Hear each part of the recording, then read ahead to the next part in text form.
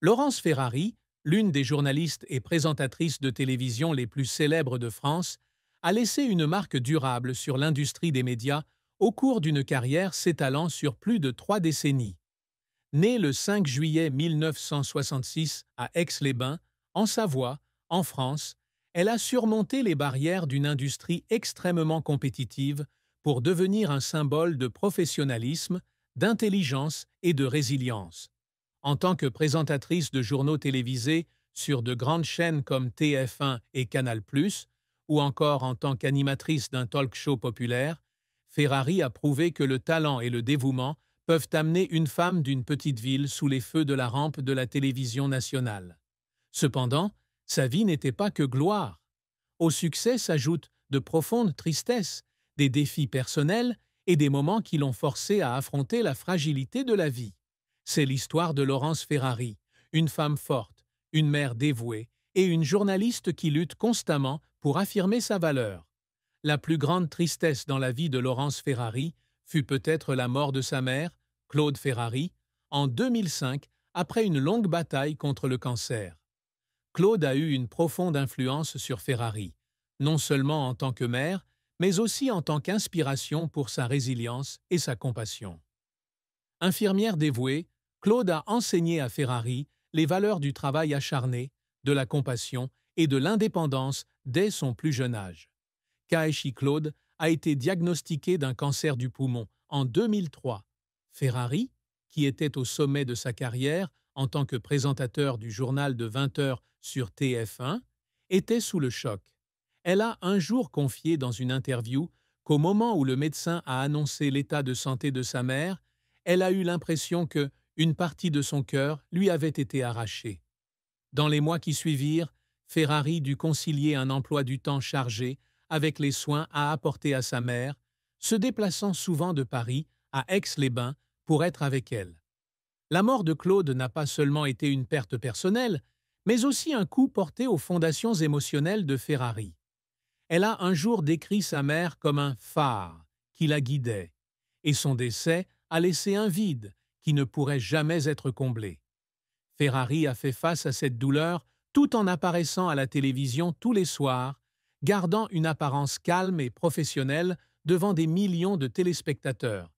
Il y avait des nuits où, après la fin des nouvelles, elle rentrait chez elle en voiture et pleurait seule, se sentant impuissante car elle ne pouvait rien faire pour sauver sa mère. Cette tristesse devint encore plus profonde lorsqu'elle pensa à la façon dont sa mère ne pouvait pas assister à la croissance de ses deux enfants, Laetitia et Baptiste, que Claude aimait tendrement. Bien que le temps ait aidé Ferrari à apprendre à vivre avec la perte, le souvenir de sa mère reste une cicatrice sur son âme, un rappel de la fragilité des relations qu'elle chérit le plus. La carrière de Laurence Ferrari a été un parcours inspirant depuis ses premiers pas dans le journalisme jusqu'à sa position comme l'une des personnalités de la télévision les plus puissantes de France. Diplômée du CFJ, Centre de formation des journalistes, à Paris, Ferrari débute sa carrière à la radio locale en Savoie, où elle perfectionne ses compétences en matière d'interview et de reportage. En 1994, elle rejoint LCI, chaîne d'information du groupe TF1, comme reporter. Son intelligence, sa voix claire et son comportement professionnel la distinguent rapidement. En 1997, elle rejoint TF1 où elle coanime Combien ça coûte, une émission sur l'économie de consommation marquant un tournant majeur dans sa carrière. L'apogée de Ferrari est arrivé en 2006 lorsqu'elle a été choisie pour remplacer Patrick Poivre d'Arvor pour présenter le journal de 20 heures sur TF1, le programme d'information le plus regardé de France. Avec plus de 8 millions de téléspectateurs chaque soir, Ferrari est devenue un visage familier dans tous les foyers français.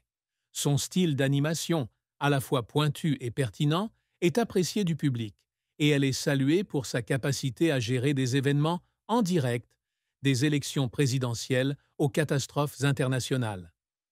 Durant cette période, elle a également animé Vice ma vie, où elle a emmené le public dans la vie de gens ordinaires avec des histoires extraordinaires, faisant preuve d'empathie et d'excellentes compétences en matière d'interview. En 2012, Ferrari quitte TF1 pour rejoindre D8, aujourd'hui C8, où elle anime le talk show Le Grand 8 et co-anime C dans l'air sur France 5. Le Grand 8 connaît un énorme succès, attirant le public avec son mélange de sujets sérieux et de conversations légères, avec des co-animatrices telles que Roselyne Bachelot et Elisabeth Bost. En 2014, elle revient sur Canal, plus en tant qu'animatrice du Grand Journal, l'un des talk-shows les plus populaires de France. Ce retour consolide son statut de l'une des présentatrices les plus polyvalentes, capable de gérer à la fois des émissions d'actualité et de divertissement. Cependant, la carrière de Ferrari n'a pas toujours été facile. L'un de ses plus grands échecs a été lorsqu'elle a dû faire face à de vives critiques alors qu'elle présentait le journal de 20 heures sur TF1. Certains téléspectateurs et critiques ont estimé qu'elle manquait de la profondeur de son prédécesseur, Patrick Poivre d'Arvor, et elle a été accusée de partialité dans sa couverture politique, notamment lors de l'élection présidentielle de 2007. La pression du public et des médias a fait que Ferrari s'est sentie sous le microscope. Elle a un jour partagé qu'il y avait des jours où elle lisait des articles négatifs et avait l'impression que tous ses efforts étaient refusés. Un autre échec a été celui du Grand Journal, sous sa direction, qui n'a pas réussi à atteindre les audiences escomptées. L'émission a été critiquée pour son manque d'innovation, et Ferrari a dû faire face à la pression de la direction de Canal+. Elle a finalement quitté la série en 2015, une décision qui l'a laissée déçue, mais qui lui a aussi donné l'occasion de se concentrer sur des projets personnels. Les efforts de Ferrari au cours de sa carrière ont souvent été accompagnés de larmes, non seulement à cause de la pression du travail, mais aussi à cause des sacrifices personnels. Quand elle a commencé à animer l'émission de 20 heures. Selon les nouvelles, elle devait travailler 12 à 14 heures par jour, souvent loin de ses enfants, Laetitia et Baptiste, qui étaient jeunes à l'époque. Un jour, elle a fondu en larmes dans la loge, après avoir reçu un appel de Laetitia, lui demandant pourquoi sa mère ne pouvait pas venir à un spectacle de l'école. Un autre moment s'est produit lorsqu'elle se préparait pour une interview avec le président Nicolas Sarkozy en 2008. Craignant qu'une erreur puisse ruiner sa réputation, elle s'est entraînée jusqu'à l'épuisement. Et lorsque l'interview a été réussie, elle a pleuré de soulagement. Une autre fois, lorsque le Grand 8 a atteint la barre des 1000 épisodes en 2016, Ferrari a pleuré dans les coulisses, sentant que toute sa douleur et ses efforts avaient porté leurs fruits. La fin de vie de Laurence Ferrari fut triste avec le décès de son ami proche et collègue, le journaliste Jean-Pierre Pernaut, en 2022. Pernaut, qui présenta le journal de 13 heures sur TF1 pendant plus de 30 ans, était un collègue que Ferrari respectait et aimait beaucoup. Ils travaillent ensemble chez TF, depuis des années, et Pernaut donne régulièrement des conseils à Ferrari sur la manière de gérer la pression des fans et des médias. Lorsque Pernaut a reçu un diagnostic de cancer du poumon en 2021, Ferrari était en contact régulier avec lui, espérant qu'il se rétablirait. Cependant, il est décédé en mars 2022, laissant un énorme vide dans la presse française et dans le cœur de Ferrari. Cette perte a été particulièrement douloureuse car elle a rappelé le souvenir de la mort de sa mère. Ferrari a un jour partagé que Pernaut n'était pas seulement un collègue, mais aussi un grand frère, qui l'a toujours encouragé à croire en elle-même. Elle a assisté à ses funérailles et a prononcé un discours émouvant, mais elle a ensuite admis avoir passé des semaines en silence, aux prises avec la tristesse et un sentiment de désorientation. Le décès de Pernaut est un douloureux rappel de la fugacité de la vie, et il amène Ferrari à réfléchir à son propre héritage dans l'industrie des médias. L'amour et le mariage de Laurence Ferrari ont été un voyage émotionnel, avec des moments de bonheur mêlés à une profonde tristesse. Elle a épousé une première fois le journaliste Thomas Hugues en 1993, après s'être rencontrés à TF1, où ils travaillaient tous deux comme reporters. Ils sont rapidement devenus un couple puissant dans l'industrie des médias, co-animant l'émission 7 à 8 sur TF1 et étaient appréciés du public pour leur alchimie à l'écran et en dehors.